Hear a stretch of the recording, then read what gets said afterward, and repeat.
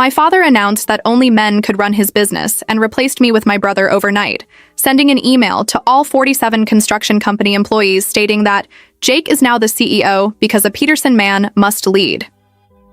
I had just closed an $8 million contract with the City Hall to build the new hospital, a negotiation that took 6 months, but my father said my brother would receive the credits because clients don't respect women in charge.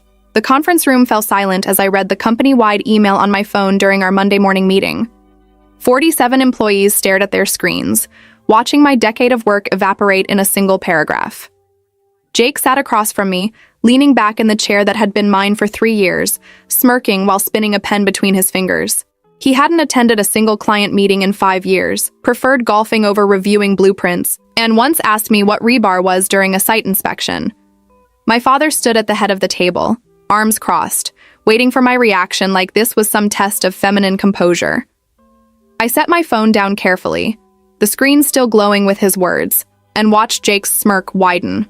He thought he'd won. Around the table, senior project managers avoided eye contact. Tom Harrison, who'd worked alongside me on the hospital bid, stared at his coffee cup.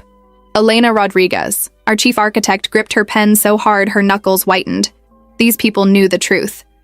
They'd watched me arrive at 5 a.m. to review contractor bids, seen me negotiate supply costs down by 18%, attended the presentations where I'd convinced city council members that Peterson Construction could deliver quality ahead of schedule. They'd also watched Jake stumble into the office at noon, reeking of whiskey, miss critical deadlines, and blame his failures on everyone else. But none of them would speak. Not with my father standing there, radiating the same stubborn pride that had built this company from nothing 40 years ago, and now threatened to destroy it. I was Thomas Peterson's daughter, the child who'd spent weekends on construction sites since age 7, who'd earned a civil engineering degree while Jake partied through a business major he never finished, who'd increased company revenue by 42% in 3 years. My father had promised me the company. He'd said those exact words the day I brought him the hospital contract. "This is your legacy now, Sarah.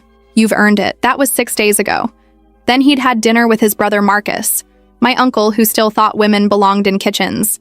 And everything changed. The email arrived Sunday night. No phone call, no conversation, just cold corporate language stripping away my title, my authority, my future. Jake cleared his throat, breaking the silence. "So, Sarah, since you're now senior project manager again," he paused, savoring the demotion, "I'll need you to walk me through all active contracts.